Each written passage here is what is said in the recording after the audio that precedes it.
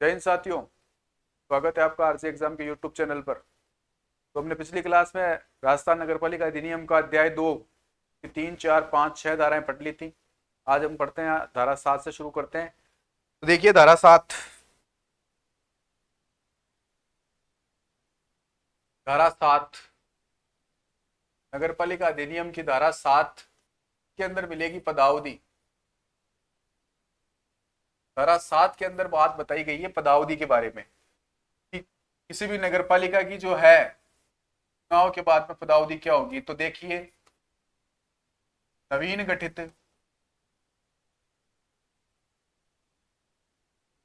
नगरपालिका की प्रथम बैठक से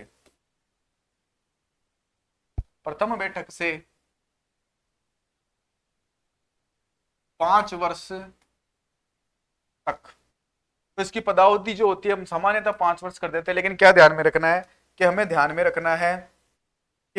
रखना है कि नवीन जो गठित है उसकी प्रथम बैठक से लेकर 5 वर्ष। ठीक है, आगे इसके अंदर क्या दे रखा है वो भी देख लीजिए कि जो निर्वाचन है या चुनाव है, नगरपालिका का जो चुनाव है विखंडन से पूर्व यानी पहले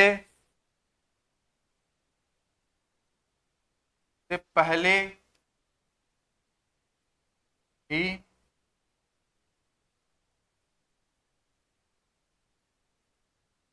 करवा लेना चाहिए। तो पहले ही करवा लिया जाता है चुनाव, तो 6 माह पहले ही करवा लिया जाता है। दूसरी कंडीशन आपको बताई जाएगी कि यदि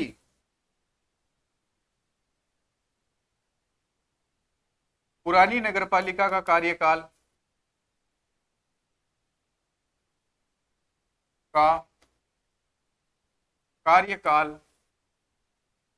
यदि 6 माह से कम है तो चुनाव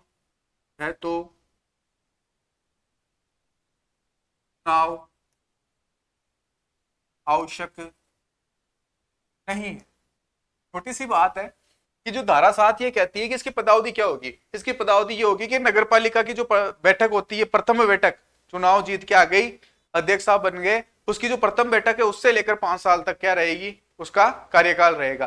दूसरी चीज कि नगरपालिका का जो अगर विघटन से पहले ही क्या करवा लिया जाए, उसका चुनाव करवा लिया जाए। और अगर ऐसी नौबत आ जाए कि पुरानी नगरपालिका का कार्यकाल 6 महीने कम रहा है, 6 माह से कम है या 4 महीने बचे और उसके बाद चुनाव होने हैं, तो फिर चुनाव कराना आवश्यक नहीं है, क्योंकि वो तो बाद में वैसे ही चुनाव होकर नई नगरपालिका बनेगी। तो धारा 7 के अंदर हमें 3 बातों का ध्यान में रखना है। आगे बढ़ते हैं धारा 8। आगे देखिए धारा 8।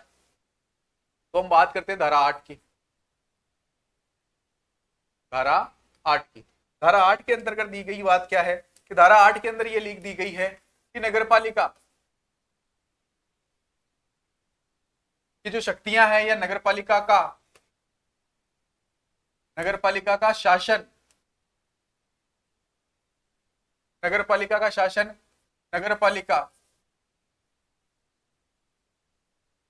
अब नगरपालिका में क्या क्या होगा, नगरपालिका बोर्ड होगा,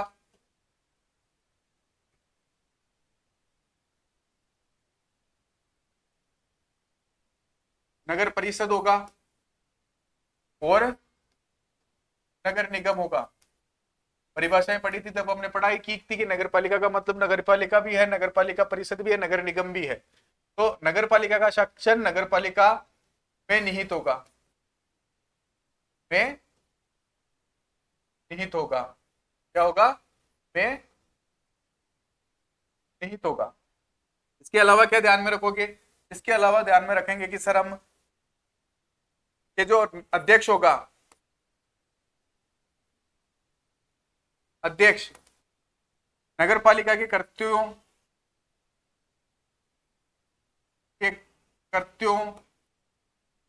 को पूर्ण कराने के लिए राज्य सरकार के प्रति बांधे रहेगा। बांधे रहेगा। क्यों बांधे रहेगा? क्योंकि राजस्थान सरकार या राज्य सरकार ये मुझसे जवाब करे, पूछेगी कि नगरपालिका अधिनियम का जो लीगल कानून है उसके आधार पर आपको क्या करना है, कार्य करना है। तो नगरपालिका का शासन किसमें निहित होता है? नगरपालिका में निहित होता है। नगरपालिका का शासन किसमें निहित होता है? नगरपालिका में निहित होता है। नगरपालिका का शासन किसमें निहित होता है? नगरपालिका में निहित होता है। 8 है। ये मान लो नगरपालिका है का, इसका सारा शासन इधर से घूम के चाहे इधर आ जाओ, किसमें निहित है? नगरपालिका में निहित है। तो 8 में क्या है? नगरपालिका का शासन नगरपालिका में निहित होगा। आगे देखिए धारा 9। आगे बात करते हैं धारा 9 की। आगे बात करते हैं धारा 9 की। धारा 9 के अंतर्गत क्या लिखा गया है देखिए कि वार्डों का विभाजन 3 का भाग 9 में जा रहा है, प्रत्येक को 3-3 के हिसाब से बांट दिया गया। तो वार्डों का विभाजन किस प्रकार होगा? ये वार्डों का विभाजन किस प्रकार होगा? जनसंख्या के आधार पर होगा, और वहां का वार्डों का जो प्रतिनिधि है वो भी जनसंख्या के आधार पर ही क्या करेगा, अपना वार्ड पार्षद डिसाइड होगा, ना कि क्षेत्रफल के आधार पर। तो धारा 9 में क्या है? वार्डों का विभाजन। धारा 9 में क्या है? वार्डों का विभाजन। वार्डों का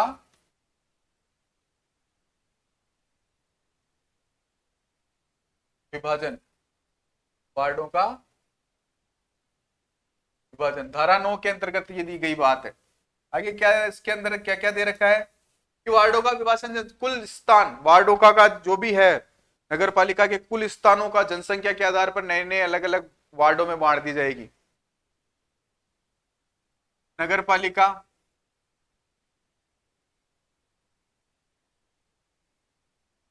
नगर पालिका का कुल स्थान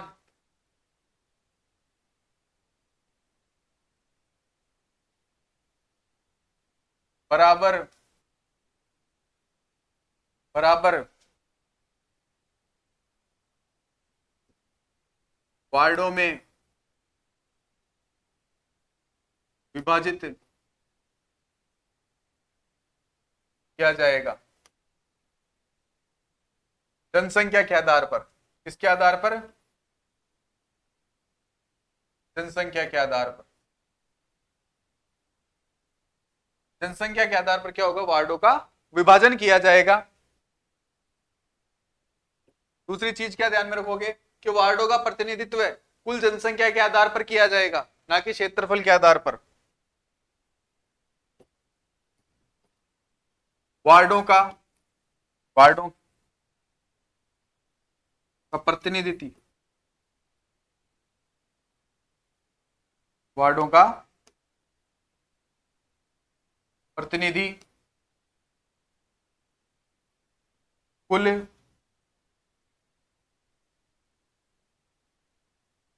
प्रतिनिधित्व जनसंख्या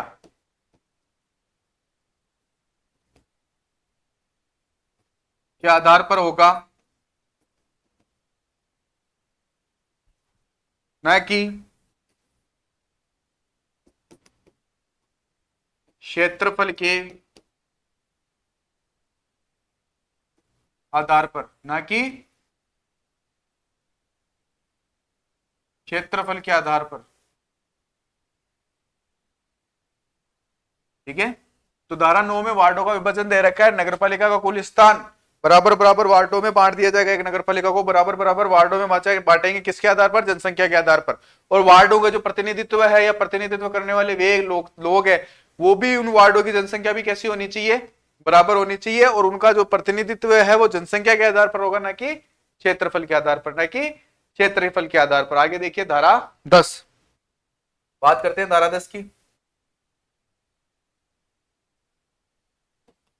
धारा 10 इसके अंतर्गत आपको मिलेगी बातें वार्डों की अवधारणा। वार्डों की अवधारणा। वार्डों की अवधारणा क्या है? वार्डों की अवधारणा राज्य सरकार नगरपालिका को कहते हैं कि आप अपने वार्ड का सीमा बताइए, वार्डों की संख्या बताइए, वहां पर कौन कौन से SC ST के नए सीटें आई है वो बताइए, महिलाएं की जी सीटें कितने आ रखी है उसको आप डिसाइड कीजिए। कौन बताती है? राज्य सरकार कहती है। किसको? नगरपालिकाओं को। क्या आप ये कार्य करके हमें बता के दीजिए। कौन बता के देगा हमें? नगर पालिका बता के देगी। कहेगा कौन? राज्य सरकार। तो वार्डों की अवधारणा के अंदर कितनी राज्य सरकार ने अवधारणाएं बताई है?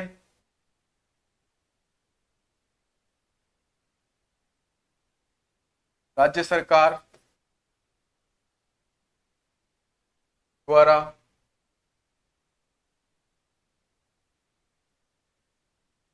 नगर पालिका वार्डों की अवधारणा क्या क्या है देखिए।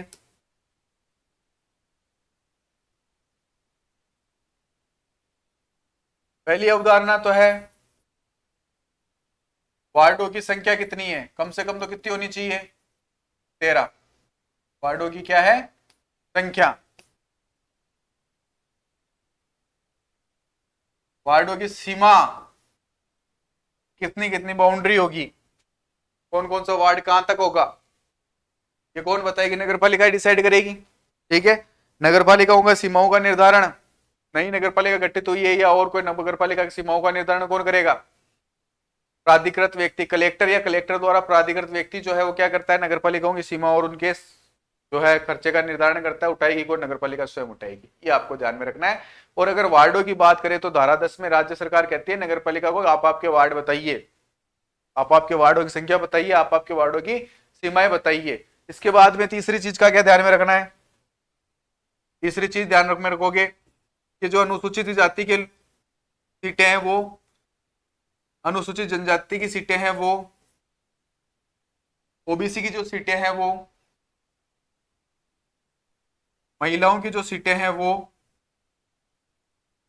ये जो है इनको आरक्षण का प्रावधान, इनको आरक्षण का प्रावधान धारा 6 के उपबंधों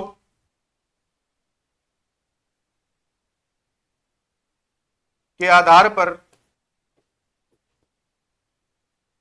किया जाएगा। चौथी बात क्या है? कि चौथी बात आपको ध्यान में रखनी है कि जो आरक्षण का प्रावधान दिया गया है वो तो इसको दिया गया जनसंख्या के आधार पर। ठीक है। जहां जहां जिस जिस वार्ड में इनकी जनसंख्या ज्यादा होगी उनको क्या दिया जाएगा? वहां पर आरक्षण दिया जाएगा कि इस सीट सर इतने जो है वो पार्षद खड़े होंगे। लेकिन इनका जो क्रम होगा, यानी एससी, एसटी, ओबीसी, महिला को आरक्षण चक्रानु क्रम में दिया जाएगा। मतलब ये हो गया कि हमें पहली चीज ध्यान में रखनी है, वार्डों की अवधारणा किसमें है? धारा 10 में। राज्य सरकार कहती है नगर पालिका को आप आपके वार्डों की संख्या बताइए। बताएगा भाई, वार्डों की संख्या बताएगा कि 13 है, कितनी? 13 तो रहनी रहनी, 13 से कम तो रहनी नहीं। वार्डों की सीमा का निर्धारण के इस वार्ड की सीमा यहां तक लगती है। वहां पे जो आरक्षण है एससी, एसटी, ओबीसी और फीमेल को जनसंख्या के आधार पर दिया जाएगा। लेकिन कौन से उपबंध होने चाहिए? धारा 6 के उपबंध सारे मान्य रहेंगे। और एससी, एसटी, ओबीसी महिलाओं को जो आरक्षण है वो किस क्रम में दिया जाएगा? रोटेशन के आधार पर दिया जाएगा कि 1 नंबर वार्ड में आज ओबीसी एससी की सीट है तो वहां पे वो फिर 2 नंबर पे आ गए तो 2 नंबर पे, है ना? प्रत्येक 5 साल बाद चक्कर है, इसको रोटेशन के आधार पर देखा जाता है और उनको आरक्षण दिया जाता है। उसके अलावा जो आपके महिला है उनके वार्डों की संख्या का निर्धारण,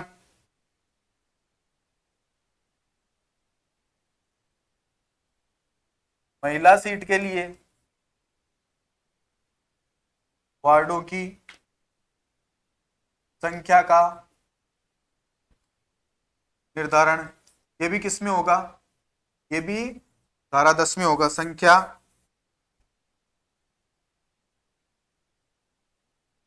का निर्धारण के इस वार्ड से जो है वो महिलाएं खड़ी होगी। और महिलाएं जो है वो 50% सबको आरक्षण दिया जाएगा। जो फीमेल की है, मान लो फीमेल है, कोई महिला है, तो उन महिलाओं को आरक्षण जनरल में 50% होगा, एससी में 50% होगा, ओबीसी में 50% होगा, एसटी में 50% होगा। ठीक है। तो इस तरह से इसका आरक्षण का प्रावधान। लेकिन ये आरक्षण का प्रावधान तो धारा 6 में है। लेकिन ये वार्डों की अवधारणा है तो अपन इसको 10 में भी पढ़ेंगे। ठीक है, आगे बात करते हैं कि अंकन कहां से किया जाएगा, कि अंकन कहां से किया जाएगा। तो देखिए धारा 10 के अंदर ही दी गई बात है। धारा 10 में क्या दिया गया है, वार्डों का अंकन के नंबरिंग कहां से होगी, कि नंबरिंग कहां से होगी। तो हम यहां लिखेंगे कि वार्डों का अंकन, वार्डों का अंकन, वार्डों का जो अंकन है वो कहां से किया जाएगा। देखिए धारा 10 के अंदर दिया गया है, तो ये जो दिशा है यह है पश्चिम,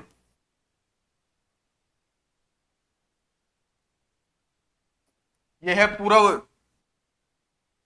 ऊपर है उत्तर, नीचे है दक्षिण।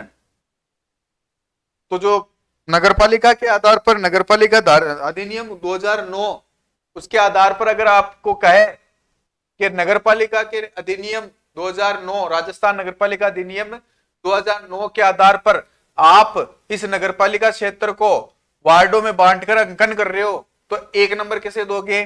तो आपको हमेशा ध्यान में रखना है कि एक नंबर जो है वो किसको दोगे आप, एक नंबर दिया जाएगा आपको उत्तर पश्चिमी दिशा से। किस दिशा से, उत्तर पश्चिम दिशा में आपका पहला क्या आएगा, वार्ड आएगा। पहला वार्ड क्या आएगा,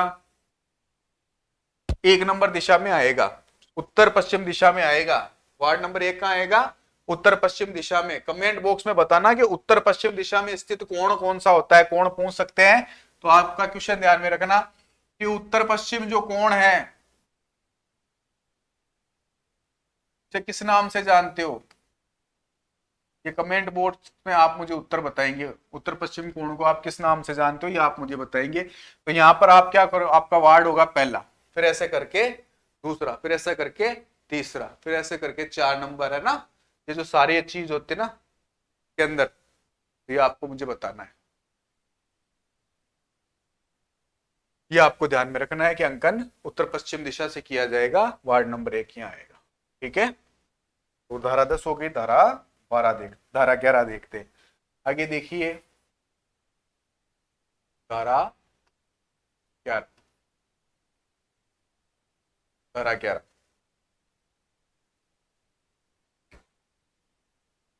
के अंदर आपके लिखा हुआ है नगर पालिका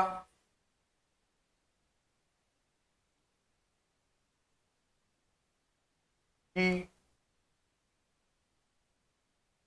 निर्वाचक नामावलियां। ये भाई वोटर आईडी बनेगी, नगर पालिकाओं के चुनाव है तो क्या बनेगी, वोटर आईडी बनेगी। वोटर आईडी बनेगी तो वोटर आईडी जो बढ़ेगी तो आपका नाम होगा। उसके लिए 1 जनवरी तक आप कितने वर्ष के होने चाहिए, 18 वर्ष के होने चाहिए। उस वर्ष के 1 वर्ष तक क्या होने चाहिए, आप 18 वर्ष के होने चाहिए, जो चाहिए, तभी आप अपने वार्ड के पार्षद को क्या दे सकते हो, वोट दे सकते हो। क्या दे सकते हो, वोट दे सकते हो।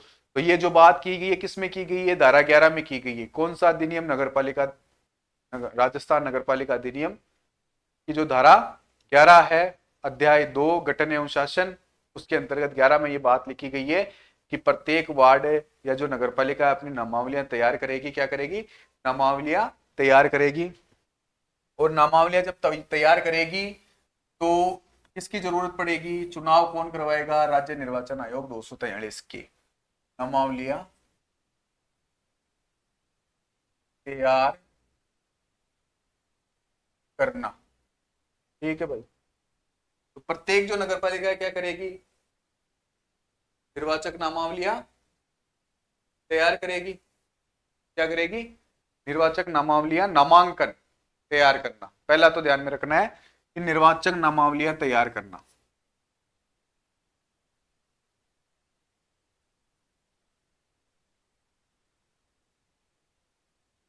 निर्वाचक नामांकन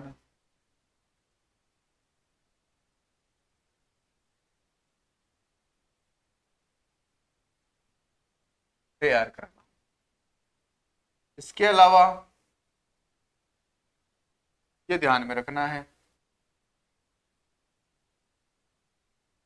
कि राज्य निर्वाचन आयोग 243 के नामावलियों के लिए क्या कर सकता है? अधीक्षण, पुनरीक्षण और निर्देशन करवाएगा, नगर पालिकाओं से कराएगा। राज्य, भाई चुनाव कौन करवाता है पंचायती राज में, इस नगरीय निकाय के अंदर कौन करवाएगा? राज्य निर्वाचन आयोग करवाएगा। कौन करवाएगा? राज्य निर्वाचन आयोग। तो राज्य निर्वाचन आयोग, राज्य निर्वाचन आयोग, राज्य निर्वाचन आयोग 243 के अनुच्छेद 243 के क्या है? राज्य निर्वाचन आयोग। 243 आई राज्य वित्त आयोग। तो राज्य निर्वाचन आयोग जो है 243 के तहत कहता है कि निर्वाचक नामावलियों के लिए, निर्वाचक वोटर लिस्ट रे, वोटर लिस्ट, निर्वाचक नामावली मतलब नामावली, तीक्षण, प्रिडेंटल,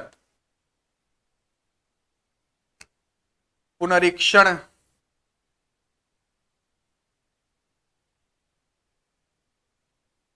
और निर्देशन, डायरेक्शंस, निर्देशन करवाएगा। तो आपको धारा 11 में ये ध्यान में रखना। क्या ध्यान में रखोगे? क्या आप ध्यान में रखोगे कि राज्य निर्वाचन आयोग नगरपालिकाओं को कहेगा कि आप जो आपकी वोटर लिस्ट है उसकी नामावलियां तैयार करें, और जो उनके लिए पुनरीक्षण है, अधीक्षण है, ये सब कौन करेगा? राज्य निर्वाचन आयोग करेगा। कौन करेगा? राज्य निर्वाचन आयोग। क्योंकि चुनाव कौन कराता है? पंचायती राज हो या नगरीय निकाय हो, अर्बन बॉडीज हो, उनके लिए कौन करता है? आपके निर्वाचन आयोग करता है। राज्य निर्वाचन आयोग कौन से अनुच्छेद में? 243 के में है। किसमें है? 243 के अंतर्गत है। ये आपको ध्यान में रखना है। आगे चलते हैं तो किसकी बात करेंगे? धारा 12 की बात करेंगे। किसकी बात करेंगे? धारा 12 की। धारा 12 में क्या है कि नगरपालिका के या जो राज्य निर्वाचन आयोग के कर्तव्यों का प्रत्यायोजन, राज्य निर्वाचन आयोग के कर्तव्यों का प्रत्यायोजन यानी डेलीगेशन, उसके लिए या तो आपको राज्य निर्वाचन आयोग का कोई उपायुक्त है वो ले लीजिए, या फिर अगर उपलब्ध हो तो, वरना किसे लिया जाएगा? आपके तो जो आयोग का सचिव है आप उसे लोगे, या तो आप किसे लोगे? उपायुक्त को ले लोगे, या फिर राज्य निर्वाचन आयोग का जो सचिव है आप उसे लोगे। तो ये धारा 12 है, कर्तव्यों का प्रत्यायोजन, डेलीगेशन है ना।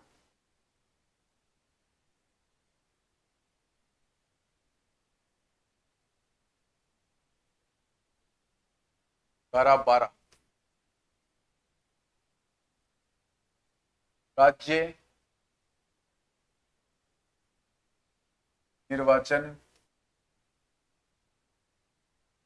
आयोग का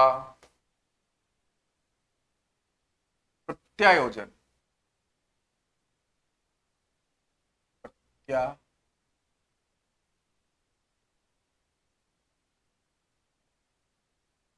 योजन, डेलीगेशन, ठीक है। ये कौन सी धारा में दिया गया है? राज्य निर्वाचन आयोग का प्रत्यायोजन कौन सी धारा में दिया गया है? आपके धारा 12 के अंदर दिया गया है। किसके अंदर दिया गया है?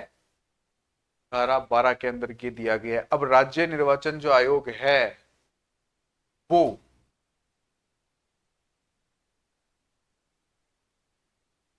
राज्य निर्वाचन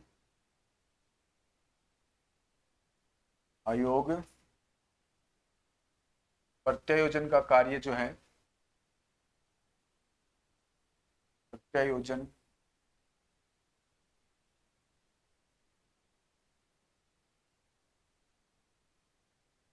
योजन के लिए या तो क्या रखेगा? कोई निर्वाचन आयोग का क्या हो? उपायुक्त का, निर्वाचन आयोग का, या तो निर्वाचन आयोग का क्या हो जाएगा? उपायुक्त हो जाएगा।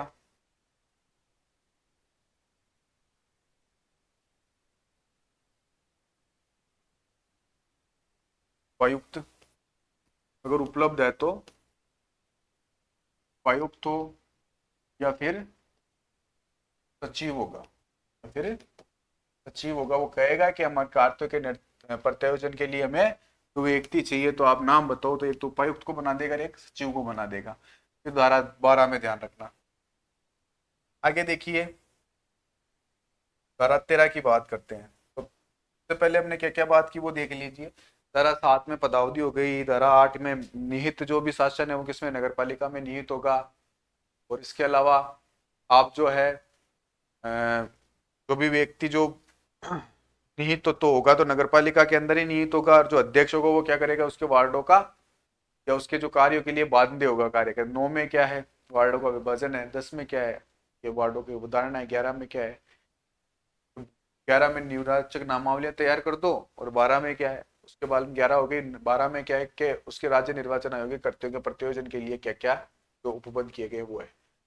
धारा 12 क्या कहती है, नगर पालिकाओं के जो नामावलियां हैं वो तो 11 में थी।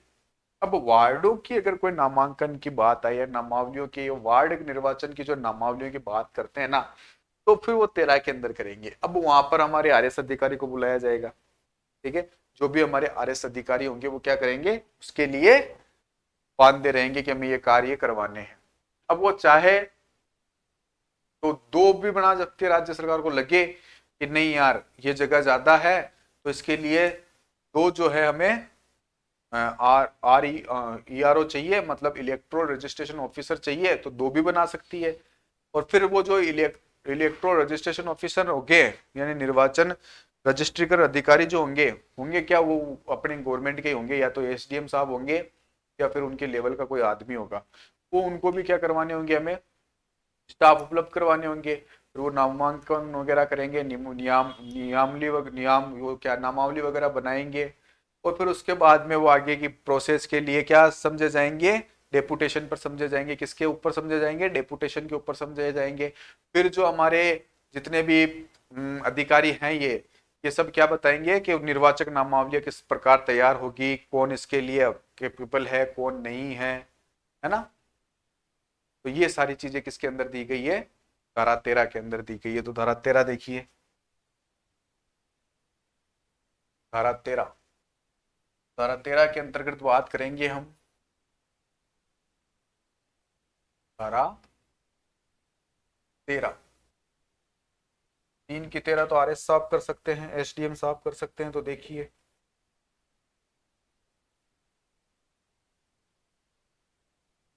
वार्डों की निर्वाचन नामावलियां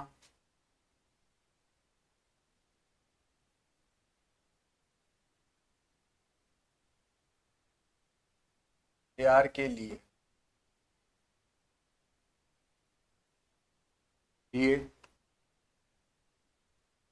राज्य सरकार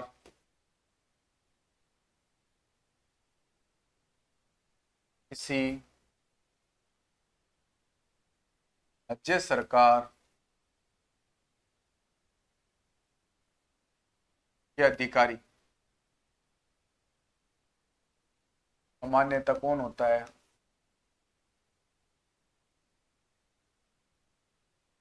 SDO साहब होंगे। सामान्यतः SDM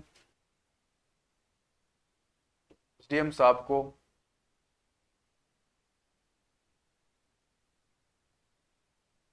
निर्वाचक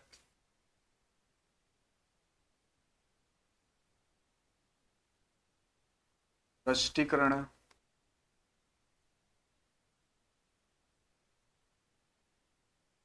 अधिकारी बनाया जाएगा।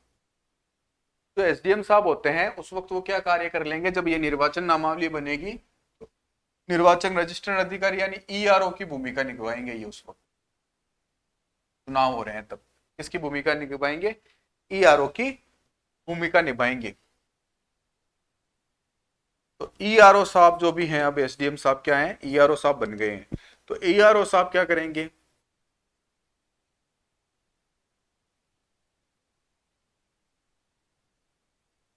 नामावलियों की सूची बनाना और उसका पुनरीक्षण करना, यानी उनका निरीक्षण वगैरह जो है वो करना हो जगह वो करेंगे कौन, ERO साहब। राज्य सरकार को लगे यदि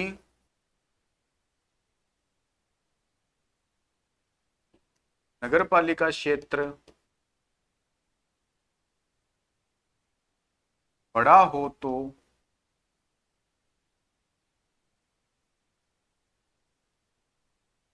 ईआरओ के दो ईआरओ तो दो ईआरओ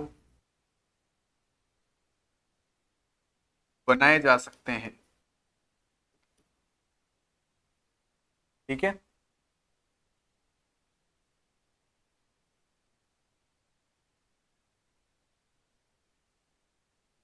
ईआरओ की सहायता के लिए सहायक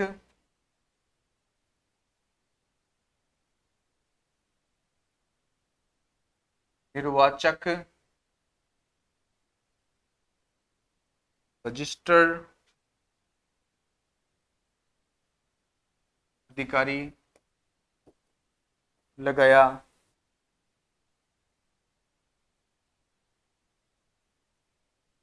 जा सकता है। वो सामान्यता कौन होगा?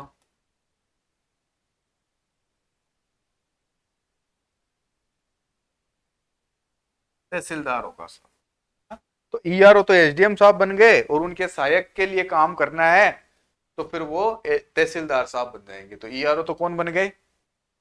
एसडीएम साहब। और अगर कोई ज्यादा बड़ा जगह है, क्षेत्र ज्यादा है, काम ज्यादा है, फिर इनके लिए एक सहायक ईआरओ भी बना देंगे और इनके नीचे अगर एक व्यक्ति चाहिए तो फिर वो क्या होंगे? तहसीलदार साहब होंगे। कौन होंगे? तहसीलदार साहब। अब ये वहां पर खूब सारा काम करेंगे कि वो देखेंगे कि किसी का गलत तो नामावलियां नहीं आ गई है या इसने किसी ने नाम तो नहीं कटवाया है। ऐसी खूब सी चीजें जो है वो इसके अंदर ये देखेंगे। तो आपके निर्वाचन वार्डो के लिए निर्वाचन अधिकारी जो होगा वो कौन होगा? ईआरओ होगा। सामान्यतः वो एसडीएम साहब होते हैं। कौन होते हैं? एसडीएम साहब होते हैं। अब देखिए धारा जो 14 है वो क्या कहती है? निर्हरताएं। अब देखो इसके अंदर क्या लिखा गया है कि सामान्य तौर के ऊपर वो नाम काट भी सकते हैं या फिर उसको अगर कोई ने वार्ड वाले जो पार्षद खड़ा हो रहा है वो एक से दो जगह नहीं हो सकता या अधिक जगह होने पर उसको यथासंभव जल्दी से जल्दी कटाना पड़ेगा नाम। तो ये सारी चीजें कौन करवाएगा? ईआरओ करवाएंगे। कौन करवाएंगे? ईआरओ करवाएंगे। आगे देखिए निर्भरताएं के लिए कुछ चीजें हैं तो वो धारा 14 में है कि कौन व्यक्ति है जो वार्डो के लिए निर्भरताएं हैं या सदस्य वार्ड पार्षद जो बनता है उसके लिए क्या क्या निर्भरताएं हैं वो आप देखिए। धारा 14 के अंतर्गत बताई गई है निर्भरताएं। निर्भरताएं ये तो सिंपल सिंपल सी बातें हैं। उसके अंदर मामूली निवासी भी की बात की गई है। एक बार धारा 13 की बात करते हैं तो मामूली निवासी होना चाहिए। क्या होना चाहिए? मामूली। मामूली निवासी क्या होता है वो भी देख। अगर कोई व्यक्ति जो कारागार में है, शिक्षाधीन कोई व्यक्ति है वो है, या कोई हॉस्टल का आवासीय छात्र है या हॉस्टल का कोई व्यक्ति है तो वो नहीं समझा जाएगा, मामूली निवासी नहीं समझा जाएगा। और कोई अपराध हो रखा है, अपराधी है, तो उसका नाम काट दिया गया है मान लो, अब उसको वापस नाम में तो जोड़ा जा सकता है। एक यदि कोई व्यक्ति बाहर रह रहा हो, अपने क्षेत्र से बाहर रह रहा हो, तो ऐसा कह के आप उसको ऐसा नहीं बता सकते कि वो निवासी नहीं है। नहीं, वो निवासी, उसका वोटर लिस्ट में नाम तो है ना। कमाने के लिए लोग बाहर जाते हैं तो ऐसा मतलब नहीं है कि उसके वोटर आईडी में नाम नहीं होगा। वो मामूली निवासी समझा जाएगा, ये नहीं समझे जाएंगे। ये मामूली निवासी का थोड़ा सा ध्यान रखना। आगे देखिए निरर्थाएं। धारा 14 के अंदर है वार्डो के लिए निरर्थाएं। निरर्थाएं कि भारत का क्या हो, नागरिक ना हो, ये निरर्था। ये अर्थता क्या हो जाएगी कि भारत का नागरिक हो। अर्थता निरर्था एक ही बात है। योग्यता होती है ना वो तो, कि भारत का नागरिक ना हो, या कोर्ट ने क्या बता दिया हो, विकृत चित्त हो, दिवालिया जो है, दिवालिया घोषित जो है वो योग्य माना जाएगा भाई, योग्य होगा। यहाँ पे ध्यान रख लेना, इसका थोड़ा सा ध्यान रखना। बाकी ये क्या है, निरर्थता है, ये क्या है, निरर्थता है। या कोर्ट को इसको क्या कहते हैं, विकर्षित घोषित कर दे कि पागल है, इसलिए वो के अंदर नहीं आएगा। ठीक है। और अगर किसी भ्रष्ट आचरण में विलुप्त है, वो भी नहीं होगा।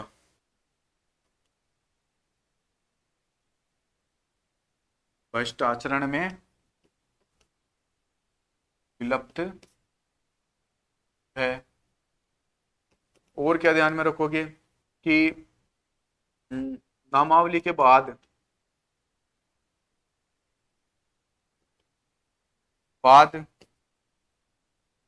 यदि यदि आचरण भ्रष्ट हो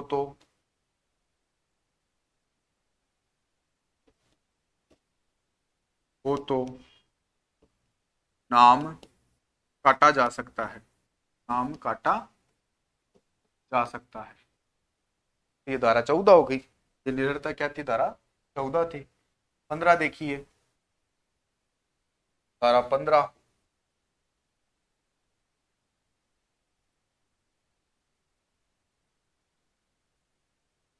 मिथ्या घोषणा करना, मिथ्या घोषणा करना। यदि कोई व्यक्ति मिथ्या घोषणा कर देता है नामावली में कि मैं यहाँ का निवासी हूं और वो वहां का नहीं है, भ्रष्ट आचरण में विलुप्त हो जाता है, या और कोई ऐसी घटना जो कि ये उसके झूठी, जो उसको झूठा बताती हो, उस व्यक्ति के बारे में को झूठा बताती हो या खाली अफवाह बताती हो, अगर कोई झूठी घोषणा कर देता है तो वो किसके अंतर्गत आएगी, धारा 15 के अंतर्गत आएगी। कि यदि कोई व्यक्ति अगर ऐसा कह देगा नहीं मिथ्या घोषणा कर दिया, अब हम क्या करें। तो मिथ्या घोषणा करने पर देखो, एक तो 1 साल का जुर्माना है, और 2,000 से 5,000, एक तो 1 साल की कैद है, और एक 2 से 5,000 तक का जुर्माना है। 2 से 5,000 तक क्या जुर्माना है यदि कोई व्यक्ति निर्वाचक नामावलियों में, लो इसको,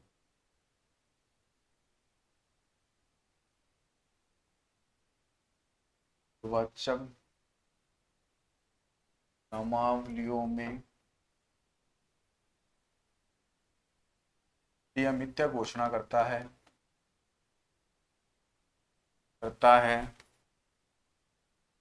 क्या होता है देखो। एक तो 1 साल की 1 साल की कैद हो सकती है, कारागार के लिए 1 साल के लिए उसको बंदी बना सकते हैं, पुलिस पकड़ सकती है। एक 2,000 से लेकर अधिकतम 5 साल,